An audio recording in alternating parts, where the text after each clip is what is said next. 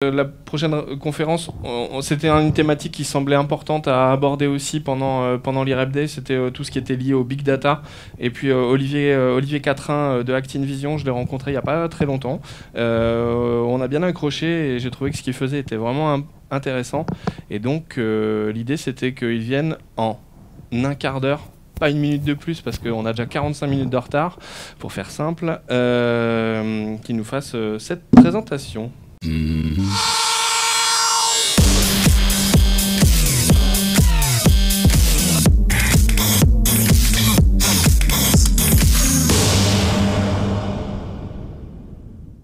m'appelle Olivier Quatrin, donc je suis le fondateur d'une société qui s'appelle Actin Vision, qui est une petite start-up de Strasbourg. J'ai une dizaine d'années d'expérience dans le monde de la business intelligence et du décisionnel. Et nous développons actuellement tout un tas d'offres autour du big data, et c'est un peu l'objet de cette présentation aujourd'hui. Je vais essayer de vous apporter une familiarisation avec ce qu'est le big data, les enjeux autour du big data, un petit peu de vocabulaire, mais avant de rentrer dans ces quelques notions, j'aimerais essayer de dédramatiser un petit peu le sujet du big data et revenir un petit peu en arrière, 125 ans en arrière exactement. En 1880, les États-Unis effectuaient leur recensement, et ils se sont rendus compte que avec la croissance de la population américaine, le recensement était arrivé à une population, enfin à une durée de collecte de données qui était passée de manière complètement drastique à presque 7 années de collecte de données. Et ils se sont rendus compte que le prochain recensement, avec la croissance de la population, dépasserait 13 années de collecte de données. Et ils arrivaient à un stade où le problème était le suivant, c'est que la Constitution imposait d'avoir un recensement tous les 10 ans. Ils allaient fournir les résultats de ce recensement près de 3 ans après le lancement de la campagne suivante. Donc au milieu des années 1880, ils ont lancé un concours, un appel à projet. Et ce concours a été remporté par un certain Hermann Ulrich, qui a été l'inventeur de la première machine à comptabiliser sur des cartes à perforer. Et l'effet a été immédiat, puisque le recensement de 1890 s'est déroulé en quelques mois, et avec des retours sur investissement colossaux par rapport au coût des précédentes campagnes de recensement. Ça a été un tel succès que ce monsieur a constitué une société qui s'appelait la Tabulating Machine Corporation, qui est devenue en 1911 The International Business Machines Corporation, que vous connaissez aujourd'hui sous le nom d'IBM. Donc déjà à l'époque, on avait cette problématique de collecter, stocker, analyser de l'information dans des proportions qui semblent complètement dérisoires aujourd'hui. En 1956, IBM a lancé le premier ordinateur s'appuyant sur un disque dur. Il s'agit du RAMAC.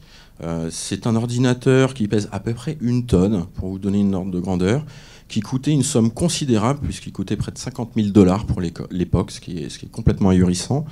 Ce qui sont quand même arrivés à vendre à plus de 1000 exemplaires à l'époque. Il faut savoir que ce fameux ordinateur avait une capacité de stockage complètement incroyable, puisqu'il était capable de stocker 5 mégaoctets de données. Alors, pour les plus anciens d'entre vous, rappelez-vous, c'est à peu près l'équivalent de 4 disquettes. Autrement dit, pour nous, rien du tout. Mais à l'époque, c'était un vrai challenge, et ils ne savaient même pas s'ils arriveraient à remplir complètement ce disque dur. Alors, quand on parle aujourd'hui des problématiques de stockage de données, on parle souvent du big data. Et notamment, on peut passer à la suivante, et notamment quand on parle des réseaux sociaux. Mais alors ce que je veux dire, les idées que je voudrais vous faire passer aujourd'hui, c'est que, premièrement, la notion de big data, c'est quand même très relatif à une époque. Les états-octets dont on peut parler aujourd'hui, ça semble complètement ahurissant, mais en 1956, quand on parlait de 5 mégaoctets, c'était aussi ahurissant. La deuxième idée, c'est que, l'histoire le montre, je ne vais pas montrer toute l'histoire de l'informatique, mais toutes ces évolutions ont été adoptées tôt ou tard par tout le monde. Et aujourd'hui, vous avez tous un smartphone, avec des quantités de stockage qui sont juste ahurissantes également. C'est ce qu'on appelle le progrès. Donc à un moment donné, ces technologies passent entre vos mains. Alors, Aujourd'hui, au XXIe siècle, qu'est-ce que c'est que le big data? Quand on parle de réseaux sociaux, on associe souvent cette idée de big data. Mais alors, il faut comprendre ce qu'est la vraie définition du big data. Alors, la vraie définition du big data, ça se tient en 3 lettres, en fait. C'est ce qu'on appelle les 3 V, qui sont volumétrie. On peut passer au slide suivant, merci. Qui sont les volumes de données. Donc, je parlais de zeta-octets tout à l'heure. On a vu un certain nombre d'éléments au cours des présentations précédentes qui parlaient de cela également. Un zeta-octet, pour vous donner une idée, ce serait à peu près 200 000 milliards de ramac. Donc, une quantité assez impressionnante de données. Aujourd'hui, on en produit à peu près 4 zeta-octets et on devrait arriver à 40 zeta-octets d'ici l'an 2020. Donc, des quantités qui sont juste en dehors de toute compréhension. La deuxième information importante, la deuxième composante importante du big data, c'est la vélocité. On l'a vu tout à l'heure, on recherche à avoir ces informations en temps réel pour prendre des décisions le plus rapidement possible. Les exemples de sites internet qui vont adapter le contenu qui va vous être présenté en fonction de votre profil de navigation, etc., s'appuient sur ce genre de plateforme. On a vu également l'exemple d'Orange tout à l'heure, qui est un parfait exemple de vélocité. Le troisième exemple, c'est la variété. La variété, n'entendez pas par là la variété des sources en tant que telles, mais la variété dans la qualité des données. Vous connaissez les données structurées que vous retrouvez dans des bases de données très conventionnelles, mais il y a également des données semi-structurées, ce que vous allez retrouver dans des fichiers informatiques, des fichiers Excel, etc., des blogs, des microblogs, et des fichiers non structurés, des images, des vidéos, des fichiers audio, etc. Tout ça, c'est de la donnée aujourd'hui. Et un projet Big Data va être la multiplication de ces 3 éléments. C'est la seule définition qui soit officiellement reconnue aujourd'hui pour ce qu'est le Big Data. Alors très souvent, quand on parle de Big Data, on parle de pseudo-projets Big Data qui n'en sont pas vraiment.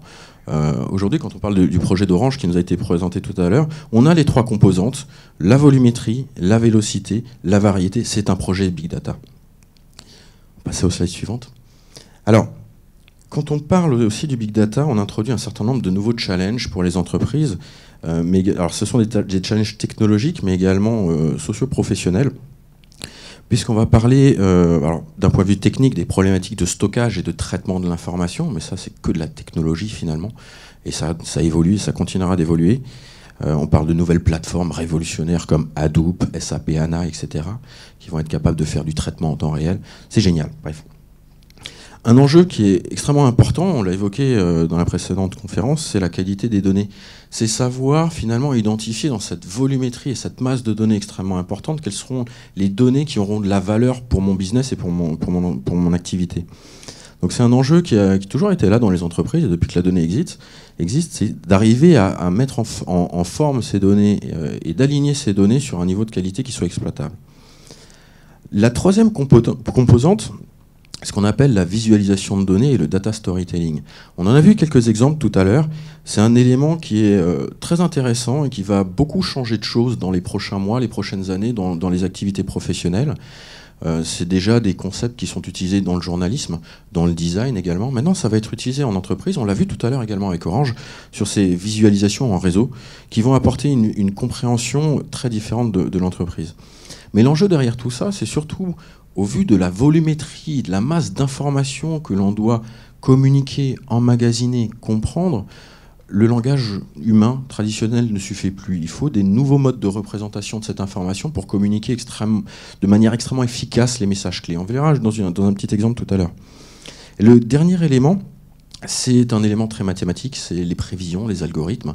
Donc comment se comportent des populations, toutes les réflexions statistiques qui vont interpréter votre attitude sur Internet, comment vous naviguez entre les pages, etc. Donc ça, ce sont les éléments clés. Pour vous donner un exemple de data visualization, juste le slide suivant, alors je ne sais pas si on va bien voir avec les couleurs. Je trouvais cela assez intéressant, eu égard également au sujet de la journée. Vous avez ici une carte de l'Amérique du Nord qui représente en rouge les posts Flickr, en bleu les posts Twitter et en blanc, les deux. Et ce que l'on voit sur cette visualisation en quelques secondes, c'est qu'il y a un clivage entre l'ouest et l'est des États-Unis. Il y a l'ouest des États-Unis qui est orienté Flickr, l'est qui est orienté Twitter. Si on avait voulu coucher ça sur du papier pour le représenter et le faire comprendre, ça aurait pris des pages et des pages. La volumétrie d'information est telle qu'on n'aurait jamais pu montrer tout ça. Alors ce qu'on voit pas bien non plus à l'écran, alors moi je le vois très bien par contre, c'est qu'on voit également des petits points au milieu de l'océan. Ce serait intéressant de savoir ce que c'est. Est-ce que ce sont des îles? Est-ce que ce sont des bateaux? Est-ce que ce sont des plateformes pétrolières? C'est toujours intéressant de savoir qui sont ces utilisateurs et qu'est-ce qu'ils font avec vos outils. Voilà, un simple exemple de représentation de données. Il y en a des milliers.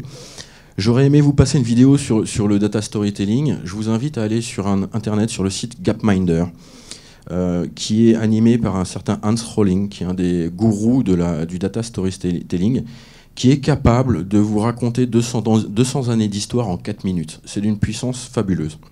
On peut passer au slide suivant. Alors, ces données sociales, quand on parle de réseaux sociaux, sont extrêmement importantes. Et moi, c'est un message que je voulais faire passer aussi aujourd'hui au travers des métiers de la réputation sur Internet. C'est que le rôle des community managers, entre autres, est extrêmement important dans l'organisation d'une entreprise. C'est eux qui sont au contact direct des clients et des prospects de l'entreprise. Ils ont un rôle qui est primordial. Et l'enjeu pour les entreprises, c'est d'arriver à capter ces informations et ces interactions pour aligner ces processus sur ces données. Donc le big data va introduire cette problématique de comment on va finalement connecter les données qui sont externes à l'entreprise avec celles qu'on a en interne également pour pouvoir tirer de la valeur, voire dans d'autres cas créer des nouveaux business models d'entreprise ou de services et de produits. L'exemple orange tout à l'heure en est une parfaite illustration. Alors pour commencer, dans la problématique du big data, j'aimerais dédramatiser les choses. C'est pas qu'une question de volumétrie, de taille de données. Quand on parle d'analyse statistique, d'études sur des populations de données, etc., une tendance, on n'a pas besoin d'avoir des milliards et des milliards de données pour pouvoir la comprendre et l'identifier. Les règles statistiques parlent d'un millier d'échantillons, ça suffit largement. Tout ça pour dire que le big data, c'est un progrès qui n'est pas encore accessible à tout le monde, encore que, on le verra juste après. Mais vous pouvez tout à fait démarrer une réflexion autour de la valorisation de ces données sans avoir pour autant investi des sommes considérables dans des infrastructures gigantesques qui vont être capables de traiter des exaoctets de données. Donc ça, c'est un message qui est important. On peut commencer à parler de stratégie ou de direction pour aller vers le big data sans pour autant avoir une quantité phénoménale de données. Think big data, start small data, c'est le message clé. Pensez à la valeur des données avec lesquelles vous travaillez, la valeur des informations avec lesquelles vous travaillez au quotidien, et intégrer cette information dans la stratégie de votre entreprise. C'est là qu'on va découvrir des nouveaux business models, des nouvelles opportunités d'activité, des modèles qui vont permettre aux entreprises de croître beaucoup plus rapidement et d'avoir des rentabilités ou des retours sur investissement extrêmement importants, notamment quand on parle de projets big data. Juste pour donner un petit enjeu, une petite illustration qui laisse un petit peu perplexe, en 2013, General Electric a dépensé 100 millions de dollars en investissement dans le big data. Ils n'en attendent pas moins de 20 milliards de dollars d'économies par an. C'est considérable. À l'échelle d'une entreprise, les retours sur investissement peuvent être complètement en décalage avec les retours d'investissement traditionnels. Alors, je parlais tout à l'heure de solutions qui existent. En fait, pour démarrer un petit peu dans l'approche du big data, ou réfléchir en tout cas à l'approche du big data, il n'y a pas besoin de s'équiper de grosses machines. Ça peut se faire de manière très très simple. Il suffit de quelques outils. Les outils, vous en trouvez un certain nombre dans le monde de l'open source et un certain nombre de données, d'outils qui sont tout à fait accessibles. Et puis il y a des outils qui arrivent en ce moment sur le marché, comme des outils comme Tableau Software, qui sont des outils de visualisation de données, qui sont en train de prendre tout le marché de la business intelligence en l'occurrence. Et puis des outils de collecte de données. Alors vous pouvez toujours vous amuser à aller taper avec des API dans les réseaux sociaux pour collecter des données. Et pour vous montrer un petit peu ce que ça donne, on peut tout à fait prendre ces informations et se connecter, les charger dans des plateformes de big data, quand on bien même on n'a pas forcément des grosses volumétries. C'est ce que j'ai fait en fait. Et on n'a pas besoin d'aller très très loin pour faire ça. Puisque moi, ça m'a pris un petit peu moins d'une semaine pour monter toute la plateforme, commencer à réfléchir à quelles données j'allais remonter, et surtout à sortir des premiers graphiques. Je ne sais pas si vous le voyez. Tac. Hop. Je sais. Voilà. Alors, voici un exemple en fait de visualisation. Alors, c'est Tableau Software en l'occurrence. Je suis allé piocher des informations au travers de cette technologie qui s'appelle DataSift, qui est en fait un connecteur qui va être capable de sniffer quasiment toutes les données que contiennent quasiment tous les réseaux sociaux en fonction d'un certain nombre de paramètres que vous allez définir en amont. Ça nous permet d'avoir ce genre de restitution, et le gros avantage, c'est que ces données, elles sont à vous après. Donc vous allez pouvoir continuer de les exploiter, les intégrer à votre système d'information et continuer à rechercher la valeur dans ces données-là. Et des outils comme celui que je vous présente ici sont des outils qui sont justement faits pour permettre à des utilisateurs qui ne sont pas forcément des techniciens de la requête de données d'apporter un regard sur ces données. Voilà, alors je vous en parle rapidement parce qu'il y a un fait majeur aussi aujourd'hui autour de cette solution, puisqu'elle vient de sortir sa première version disponible sur Mac, et c'est le premier éditeur à le proposer. Pour nous, pour moi qui suis un fan de Mac, c'est un fait majeur, et ça va un petit peu changer ma vision du métier. On n'a pas tout l'écran. On n'a pas Voilà. tout l'écran. Bon, c'est pas très grave. Si, parce qu'il y a des choses intéressantes à droite. Est-ce qu'on peut avoir tout l'écran ? Ah, voilà. Voilà, super. C'est parce qu'en fait, on voit que Mulhouse est très cité quand on parle de l'IREBD.